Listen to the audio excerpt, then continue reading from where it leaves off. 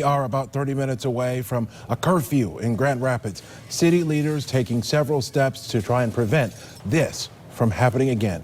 Last night, hours of rioting, windows shattered, businesses looted, police cars torched. News 8's Joe LaFurgey attended today's virtual press conference with city leaders. Joe, some new safety rules in place and a stern warning for anyone who breaks them. Tell us about that.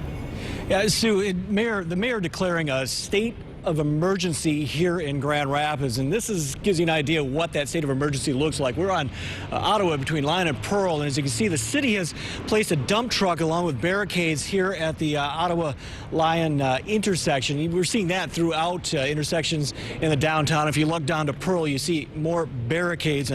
That order allows the city to call on additional resources, including the National Guard, and that's a first for the city since the civil unrest of the 1960s. We have not seen any signs of the National Guard downtown yet. However, we got some viewer video just about a half hour ago of a convoy on southbound US 131 headed this way. That convoy included some of the larger dump trucks like you see downtown right now, as well as troop carriers. Now, the order comes after that night of violence you talked about in the city that saw looting and building and police cars set on fire. The curfew runs 7 tonight until 5 in the morning for the next 2 days. City Manager Mark Washington with a strong warning for those who may decide to violate the curfew. And I can't express enough how what happened last night is totally unacceptable and will not be tolerated.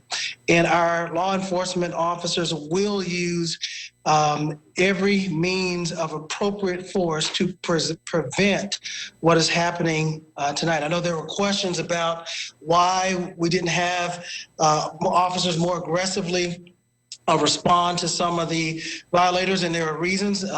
Last night, one of the first places we were not prepared for the march, the police department headquarters was under attack. The entryways of both, people were trying to compromise the department and replicate what was being done in other cities, and we would not allow that to happen. That took a tremendous amount of resources, but we still had other officers deployed throughout the downtown area.